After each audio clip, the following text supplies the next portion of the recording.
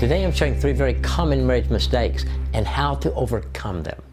If these tips are helpful, please subscribe for more marriage tips and advice.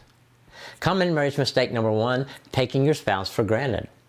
It is easy to take your spouse for granted once you've been together for a while. When dating, we pursue each other. We're at our best. Nancy never wore the same outfit twice while we dated in college. I thought she had this amazing wardrobe, and what I later found out that she was sharing clothes with some of her friends in her dorm. My point is that she was putting in effort, and I did the same.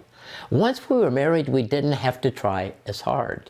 Nancy didn't go to the neighbor's house and borrow clothes. As a guy, I fell into the trap of she said yes, and now I don't have to try as hard. We began to take each other for granted, and honestly, we were both a little bummed that the other was not in hot pursuit anymore.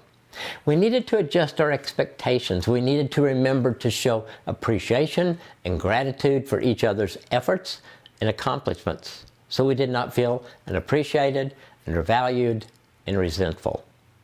Common marriage mistake number 2, neglecting individual needs. Marriage is a partnership, and it's important to remember that each spouse is an individual with their own needs and desires. Neglecting your individual needs can lead to resentment and frustration, and can ultimately harm your marriage. It's important to prioritize self-care and individual growth, while also making time for shared experiences and mutual goals. The example that helped me the most in this area was Jesus.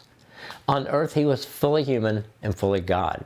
His human side needed time alone and time with God, and he took it. He could have healed people 24/7, 365, but he did not. If Jesus needed to take care of himself, so do you and I. Common marriage mistake number 3, lack of communication. Communication is the foundation of any successful marriage. It's important to communicate openly and honestly with your spouse about your feelings, your needs, and your concerns. Not communicating effectively can lead to misunderstanding, resentment, and ultimately the breakdown of your marriage. It's essential for your marriage that you and your spouse take time to communicate every day. Not just a casual, quick conversation as you walk past each other. No, it needs to be face-to-face, eye-to-eye, for at least 15 minutes every day.